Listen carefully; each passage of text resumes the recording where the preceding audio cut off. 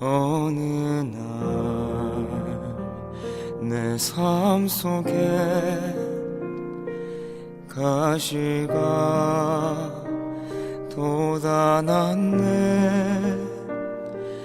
불쑥 내 삶에 찾아온 가시는 나를 찌르고 또 넘어지게 해 완전하고 싶은 나를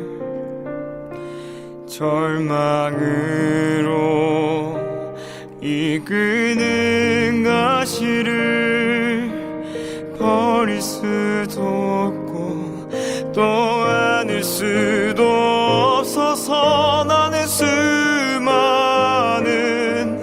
밤을 이 고통을 알기 전으로 되돌려 주시기를 눈물로 지새웠지. 가시를 빼주시기를 나를 살려주시기를.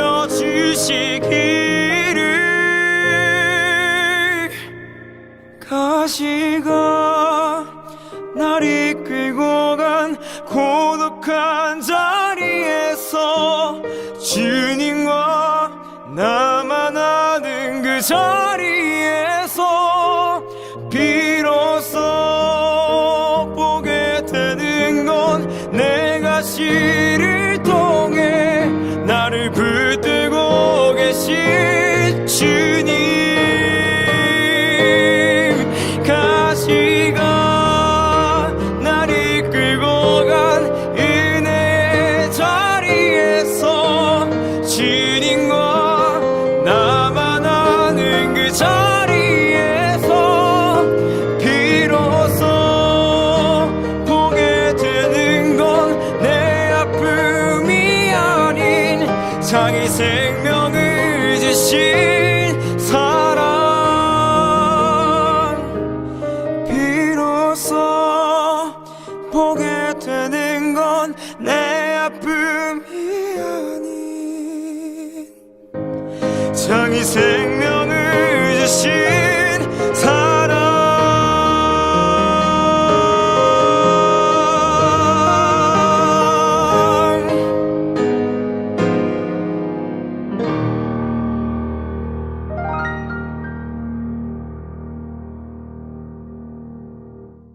사랑과 은혜가 충만하신 아버지 하나님, 질병과 사고가 끊이지 않는 이 세상에 저희들 살고 있지만 저희들 우리 주님이 계시기에 모든 걸 다 믿고 의지하며 살아갈 수 있음이나요 감사합니다. 아버지 하나님, 언제나 더 많은 축복으로 채워주시고 구원해 주시며 생명까지 아끼지 아니하시며 저희들을 사랑해 하시는 주님, 그 은혜를 생각하며 저희들의 삶이 날마다 우리 주님의 십자가 밑에 무릎 꿇는 삶이 되게 하셔서 우리 구립교회가 말씀으로 연합하고 사랑으로 하나 되는 아름다운 교회가 되게 인도해 주시옵소서. 아버지 하나님, 코로나로 인하여 모이기가 힘든 이때에 말씀으로 연합하기 위하여 장막봉회를 열어야 하지만 이렇게 온라인으로 말씀을 접하게 되었습니다. 우리 모든 성도님들 말씀에 참여하셔서 열정적으로 말씀을 접하게 하시며 이 말씀의 잔치에 모두가 은혜 충만한 시간들이 되게 인도해 주시옵소서.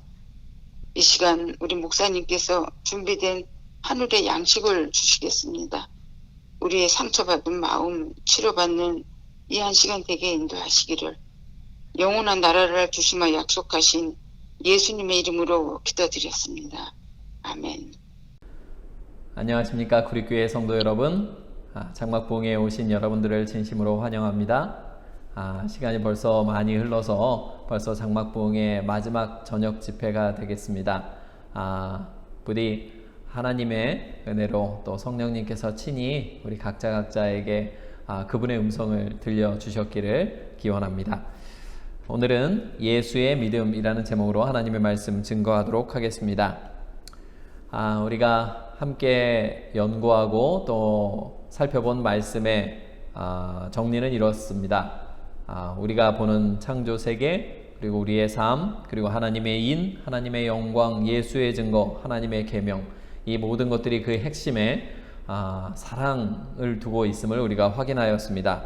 하나님을 사랑하고 이웃을 사랑하는 것, 그것이 우리 인생의 목적이요 또 하나님께서 우리에게 알려주시고자 하는 모든 것입니다. 자, 이제 우리가 사랑이 중요함을 배웠습니다. 그러면 과연 어떻게 사랑을 할 수 있을까? 어떻게 하나님의 계명을 지킬 수 있을까를 좀 우리가 오늘 공부하도록 하겠습니다. 뉴턴이라는 과학 잡지가 있습니다. 전문 서적은 아니고요. 대중들에게 과학 정보를 이렇게 알기 쉽게 알려주는 잡지인데요. 그 잡지에서 몇 해 전에 지구에 대해서 다룬 내용입니다. 제목이 이렇습니다. 특집 기사인데요. 지구, 우주에 떠있는 기적의 행성. 지구를 일컬어 기적의 행성이다 이렇게 표현하고 있습니다. 왜 기적인가? 왜냐하면 이 지구가 생명이 살 수 있도록 절묘하게 그 환경이 조성되어 있기 때문에 그렇습니다. 하나님을 안 믿는 창조주에 대해서 믿음이 없는 사람들이 보기에도 이 지구가 이렇게 절묘하게 정말 어떤 기가 막히게 생명체가 살 수 있는 모든 조건이 구비되었는가? 이건 거의 기적이라고 할 수밖에 없는 것입니다. 이 책에서 그 생명의 조건이 된 지구의 환경을 설명해 이렇게 소개하고 있습니다. 첫 번째, 지구의 액체 상태에 물이 있다는 것입니다. 물이 없다면, 물이 있더라도 기체 상태로 있다면 생명체가 그것을 사용할 수 없을 것입니다. 그런데 이 지구에 정말 많은 풍부한 물이 있다라는 것입니다. 두 번째, 태양으로부터 절묘한 거리에 있다는 것입니다. 이미 살펴보았듯이 너무 멀어도 안 되고 너무 가까워도 안 됩니다. 너무 멀면 춥고 너무 가까우면 덥습니다. 그런데 절묘하게 딱 적절한 거리에 이 지구가 있는 것입니다. 또한 암석형 행성입니다. 태양계의 몇몇 행성들은 크기는 굉장히 크지만 가스형 행성들입니다. 암석이 있지 않다면 우리가 어떻게 건물을 짓고 우리가 그 위에서 생활을 할 수 있을까요? 불가능한 것입니다. 지구가 암석형 행성이기 때문에 가능합니다. 또한 크기가 적당합니다. 크기가 이렇게 적당하지 않으면 중력으로부터 여러 가지 다양한 환경에 문제가 생깁니다. 크기가 적절합니다. 태양의 수명이 적절합니다. 태양이 너무 오래되어서 너무 과도하게 커지지도 않았고 너무 젊어서 또 다른 문제들을 야기시키지도 않습니다. 달이 있습니다. 달이 있어서 지구의 그 조수간만의 차를 만들어내고요. 이 지구에 그것을 통해서 바다가 정화되는 역할을 하고 있습니다. 공전 궤도가 안정되어 있습니다. 너무 빠르거나 너무 느리거나 궤도가 뒤죽박죽으로 바뀌거나 그러지 않는다는 것입니다. 바다의 크기가 적절합니다. 바다의 크기가 너무 작거나 하면 이 지구가 빠르게 사막화 될 수밖에 없습니다. 그런데 바다의 크기가 아주 적절합니다. 1일이 24시간입니다. 하루가 만약 24시간이 아니라면 어떻게 될까요? 하루가 한 300일쯤 된다면요. 그렇다면 150일은 낮이고 150일은 밤이 될 것입니다.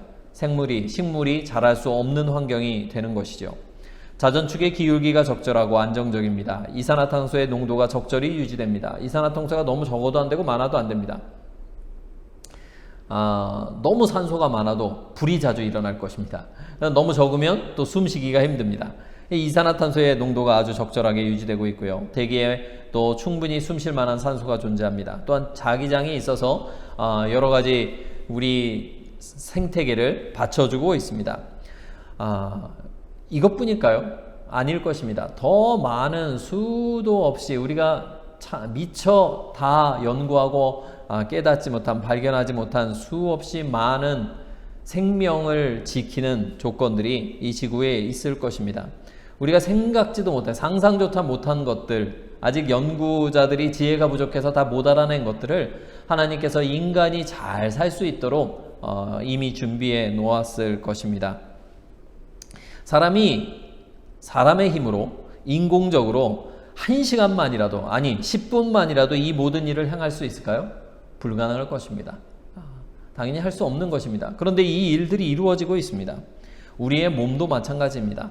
우리가 코로 숨을 쉽니다. 물론 코가 없어도 입으로 쉴 수는 있겠죠. 하지만 코와 입이 있어도 폐가 없으면 숨을 쉬지 못할 것입니다. 폐가 있어도요, 피가 없으면 피가 공기를 우리 몸의 세포에 배달할 수가 없을 것입니다. 또 피가 있어도 핏줄이 없으면 어떻게 될까요? 온몸에 핏줄이 연결되어 있지 않으면 피가 있어도 소용없을 것입니다. 한 곳에만 모여있는 피는 아무 소용이 없습니다. 세포 하나하나를 다 연결해서 거기에 생명의 요소들을 나눠주는 피가 핏줄을 통해서 연결이 되어 있습니다. 이 모든 것이 다 있다 할지라도 우리가 심장이 없으면 피가 돌지 않아 사람이 죽을 것입니다. 또 피가 돌아도 그 피를 계속해서 깨끗하게 해주는 신장이나 정화 기능을 하는 그런 장기들이 없으면 또 며칠 안 가서 독소가 쌓여서 사람이 죽을 것입니다. 우리 몸에 이 모든 것이 필요합니다. 이 지구에 모든 것이 필요합니다. 하나만 있다고 사람이 살 수 있는 것이 아닙니다. 모든 것이 동시에 있어야 생명이 살 수 있습니다. 우리 생명의 필수적인 장기들이 또 기관들이 우리 생명의 필수적인 수많은 생명의 요소들이 동시에 움직이고 있습니다. 이 시스템이 우리 의지와 상관없이 우리가 까먹고 있어도 열심히 365일 24시간 열심히 쉬지 않고 일하고 있는 것입니다. 그래서 우리가 살 수 있습니다. 하나님이 하시는 것입니다. 하나님께서 우리로 살게 하시는 것입니다. 우리가 우리의 힘과 능력으로 사는 것이 아니에요. 하나님께서 우리의 생명을 공급하고 계십니다. 이것은 영적인 차원에 있어서도 마찬가지입니다. 우리의 육신이 이 물질적인 세계가 하나님께서 하시는 하나님의 능력으로 하나님의 사랑으로 움직이는 것처럼 우리의 영적인 생명도 똑같이 하나님이 하셔야만 합니다. 우리가 그 세상의 논리에 또 사탄의 거짓 뉴스에 세뇌되어서 자꾸 내가 할 수 있다라고 생각합니다. 내가 하는 것이다라고 내가 해야 한다라고 자꾸 오해를 합니다. 하지만 생명과 구원에 대한 일은 하나님께서 하시는 일입니다. 우리가 생명을 만들어낼 수 없는 것처럼 이 모든 생명을 떠받치고 있는 기관과 시스템을 우리가 움직일 수 없는 것처럼 구원에 있어서도 마찬가지입니다. 영적 생명도 하나님께서 일하셔야 합니다. 하나님께서 생명을 주시고 하나님께서 재창조하시고 하나님께서 유지시켜 주셔야 우리의 영적인 생명도 우리의 신앙도 살아있을 수 있는 것입니다. 우리가 이것을 아주 머리에 각인을 해야 합니다. 하나님이 하시는 것입니다. 하나님이 하시는 것입니다. 내가 아니라 하나님이 하시는 것입니다. 자, 이 진리를 마음에 좀 담고요. 요한계시록 14장 12절로 가보겠습니다. 요한계시록 14장 12절은 이렇게 말합니다. 성도들의 인내가 여기 있나니 저희는 하나님의 계명과 예수 믿음을 지키는 자니라.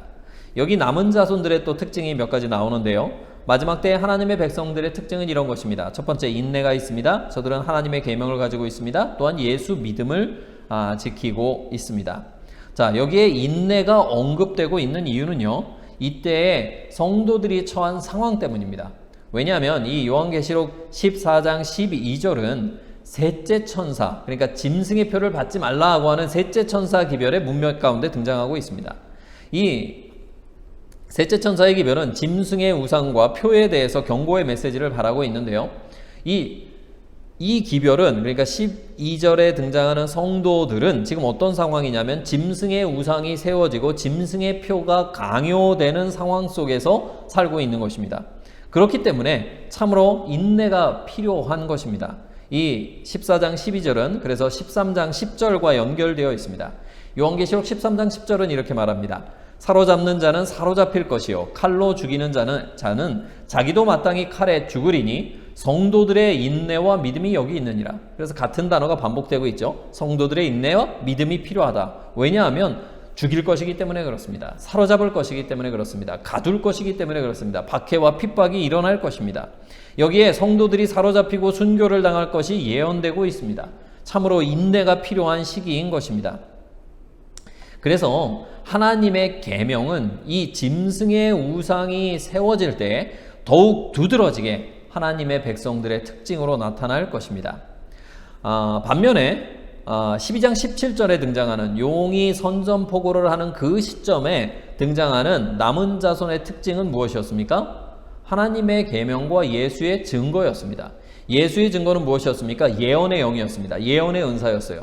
예언이 하나님의 남은 무리의 특징으로 등장했습니다. 그런데 이 짐승의 우상이 세워지고 짐승의 표가 강요되는 상황 가운데서는 예수의 증거, 예언 대신에 예수 믿음이 그 성도들의 특징으로 소개되고 있습니다.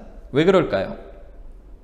왜 예수의 증거가 요한계시록 14장 그 셋째 천사의 기별에서는 예수의 증거가 빠져 있을까요? 왜냐하면 이때에는 예언이 하나님의 성도임을 보여주는 시금석으로서의 역할이 줄어들 것이기 때문에 그렇습니다. 이때가 되면 예수님의 말씀대로 수많은 거짓 선지자와 거짓 그리스도들이 세상에 나타날 것입니다. 오늘날은 아직은 그렇지 않은 것 같습니다. 물론 지금도 많은 거짓 선지자들이 있지만요, 거짓 하나님의 목자들이 있습니다. 그러나 많은 사람들이 예언을 얘기하고 있지 않습니다. 오히려 예언은 패했다라고 이야기를 합니다. 예언서인 다니엘서와 계시록을 그냥 덮어두고 봉인된 책으로 이렇게 생각하는 경우도 많습니다.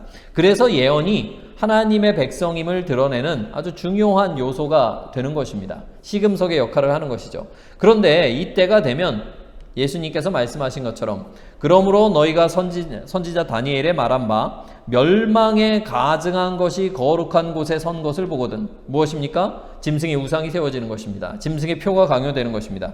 그때에 큰 환란이 있을 것입니다. 그런데 그때에는 거짓 그리스도들과 거짓 선지자들이 일어나 큰 표적과 기사를 보여 할 수만 있으면 택하신 자들도 미혹하게 하리라.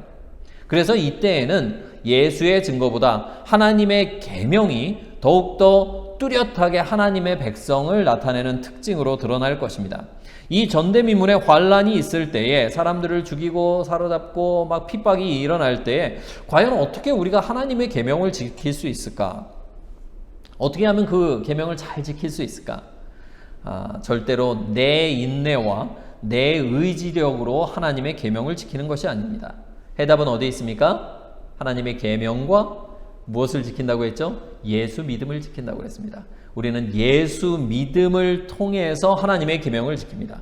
이 예수 믿음이 열쇠가 되는 것입니다.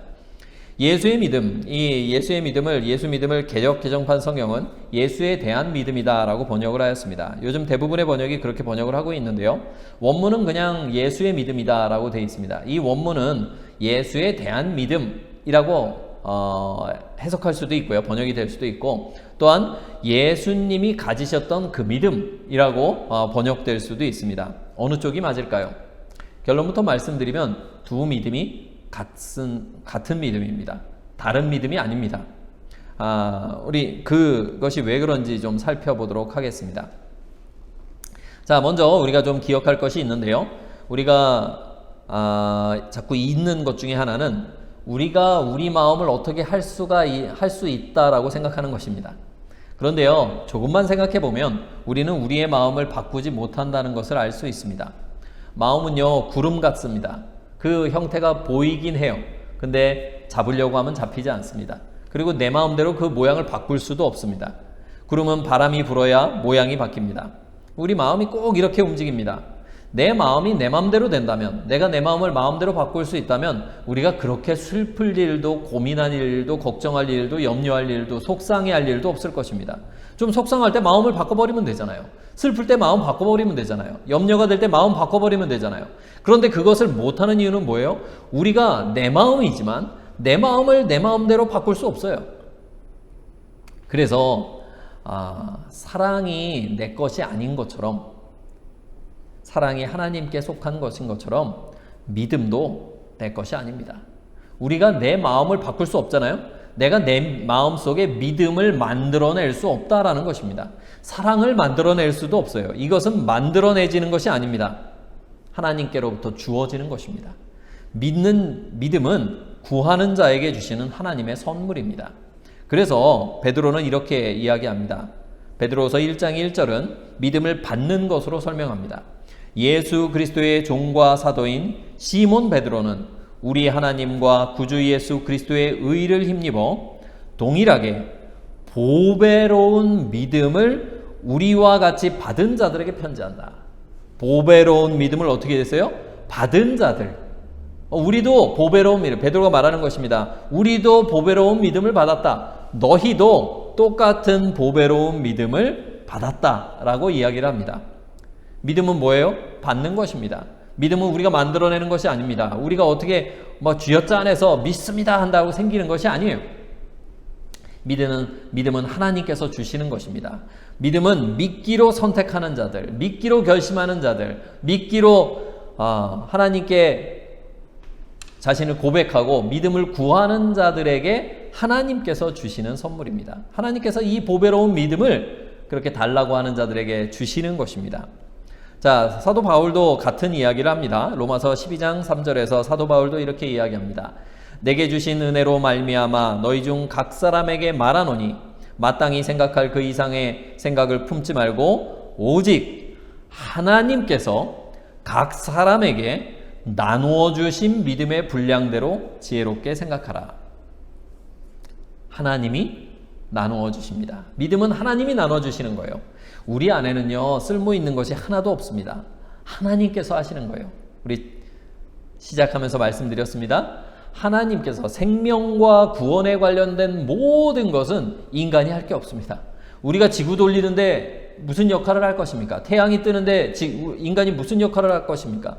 우리가 우리의 피를 돌리는데, 우리의 신장이 움직이는데, 우리의 폐가 산소를 흡수하는데 무슨 역할을 하겠습니까? 세포가 알아서 에너지를 만들어내는데 우리가 무슨 역할을 하겠어요? 그냥 하는 거잖아요. 하나님께서 하시는 것입니다. 하나님께서 생명의 요소들을 돌리시는 것처럼 우리의 영적인 생명을 붙잡게 하는 그 믿음도 역시 하나님께서 주시는 것입니다. 하나님이 하시는 일이에요. 그래서 어떤 믿음을 주시느냐? 예수님이 가지셨던 그 믿음, 예수 믿음, 예수의 믿음을 우리가 받는 것입니다. 하나님께서 그 예수님의 믿음을 우리에게 나눠주시는 거예요. 그 보배로운 예수님의 믿음을 우리에게 주시는 것입니다. 그 믿음을 우리가 받을 때에 우리 안에 하나님을 믿고 예수님을 의지하는, 성령님께 내 마음과 내 인생을 의탁드리는 그 믿음이 발생하는 것입니다.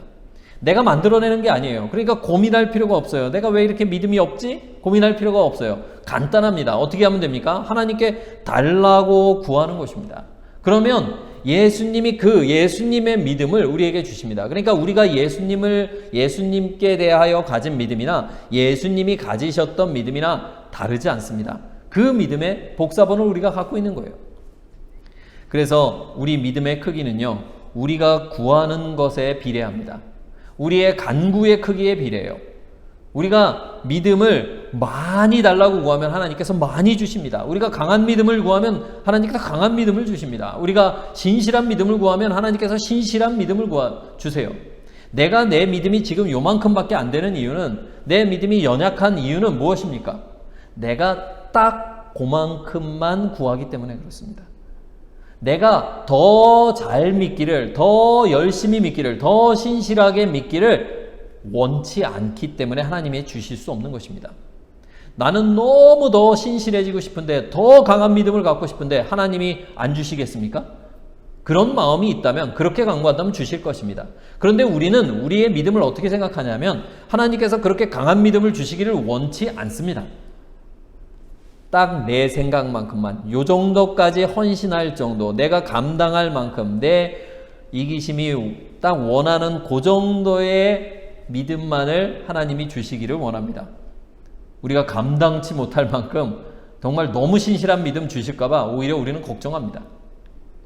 그래서 믿음의 크기는 간구의 크기에 비례하는 것입니다. 우리가 적당히 믿기를 원하기 때문에 하나님께서 그 정도의 믿음밖에 주시지 못하는 것입니다. 이 믿음은 예수 안에 있는 믿음입니다. 우리가 구할 믿음, 바로 예수 안에 있는 믿음입니다. 디모데후서 3장 15절은 이렇게 말합니다. 또 내가 어려서부터 성경을 알았나니 성경은 능히 너로 하여금 그리스도 예수 안에 있는 믿음으로 말미암아 구원에 이르는 지혜가 있게 하느니라. 믿음이 어디 있습니까? 그 보배로운 믿음, 하나님이 나눠주시기를 원하시는 믿음이 어디 있어요?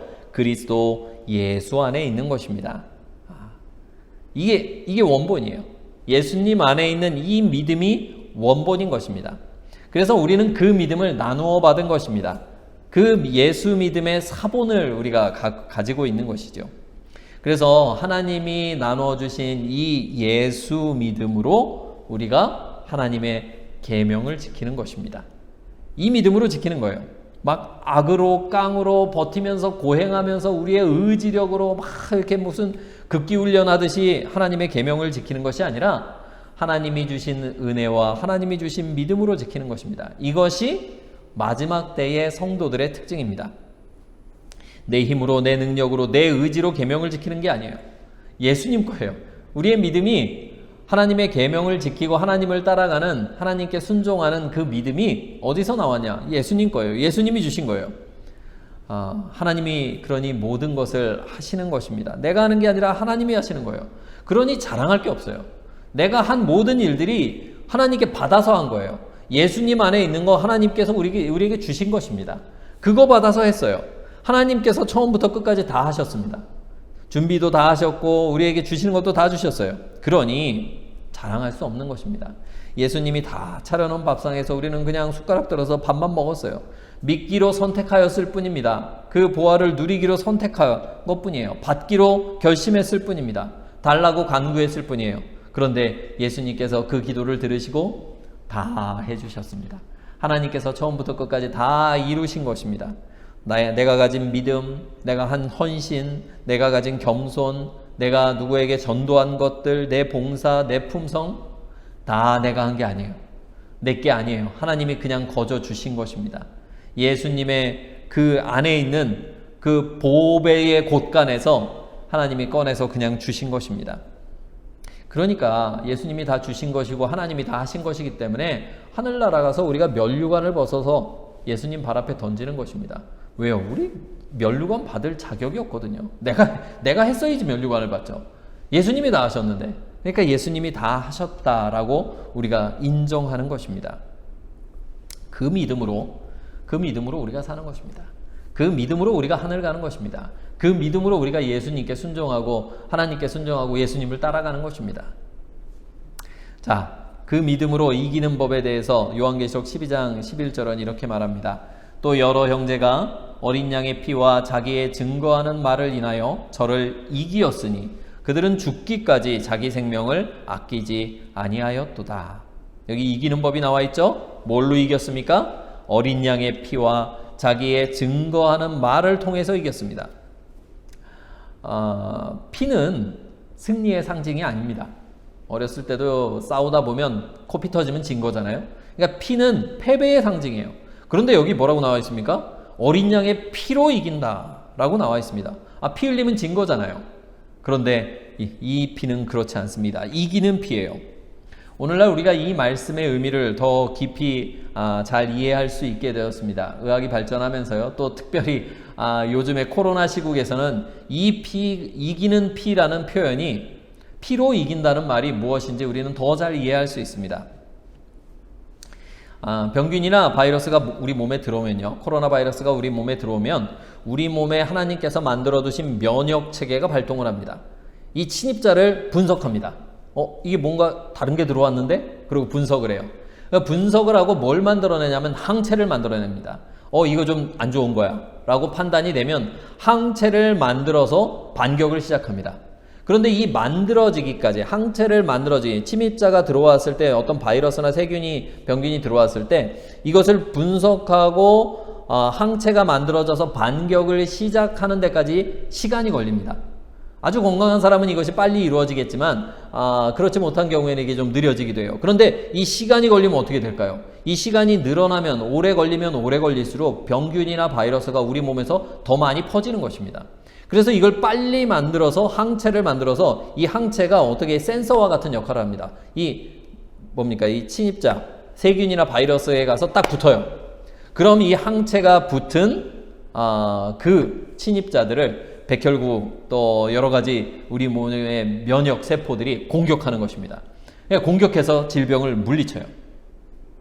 이렇게 병을 이기게 되면 그 사람의 몸에는 그 질병, 그 병균과 그 바이러스와 싸울 수 있는 이미 전투 경험이 있는 항체가 마련되는 것입니다.